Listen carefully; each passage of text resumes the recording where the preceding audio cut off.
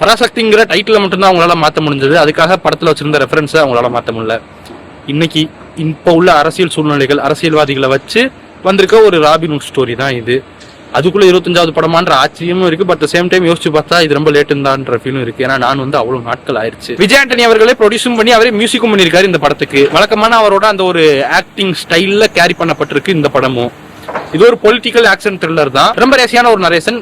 First ஹாஃபை பொறுத்தவரை first half போனதே தெரில, அவ்வளோ குயிக்கா இருந்தது.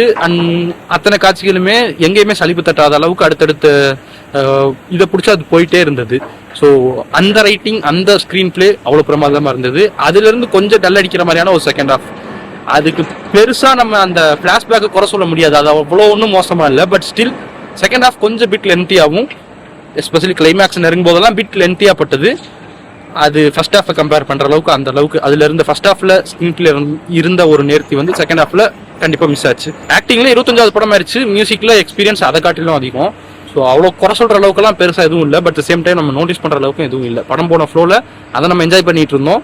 மியூசிக்கை பெருசா நம்ம நிறுத்தி ரசிக்கிற அளவுக்கு எதுவும் கிடையாது. பட் சேம் டைம் அந்த ஃப்ளோவை கெடுக்கிற அளவுக்கு மியூசிக் இல்லைங்கிறது ஒரு பெரிய ஆறுதல். தேவையை பூர்த்தி பண்ண ஒரு சினிமாட்டோகிராஃபி. ஆக்சுவலா அது மட்டும் கிடையாது, படத்துல இருந்த மித்த அம்சங்களும் படத்தோட அந்த ஃப்ளோவை, அந்த நரேஷனோட ஃப்ளோவை கெடுத்துறாம இருந்ததே ஓகேவா தான் எனக்கு பட்டது. ஆக்சுவலி நான் இதை எதிர்பார்க்கல. என்னதான் இந்த 25 படங்கள்ல ஏகப்பட்ட வித்தியாசமான படங்களை விஜய் ஆண்டனி சூஸ் பண்ணியிருந்தாலும், வித்தியாசமான சப்ஜெக்ட் அவர் சூஸ் பண்ணியிருந்தாலும், ஒரு படம் வரையில பல படங்கள்ல சில சொதப்பல்கள்ங்கிறது இருக்கதான் செஞ்சது. அவரோட 25வது படங்கிறது அவருக்கு ஒரு கண்டிப்பான ஒரு மைல்கல் தான்.